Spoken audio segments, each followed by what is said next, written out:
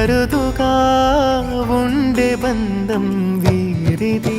ఈ తమ్ముడే తన అక్క కమ్మై లాలించే లాలించే, అక్కకే తను కన్న తండ్రై పాలించే పాలించే.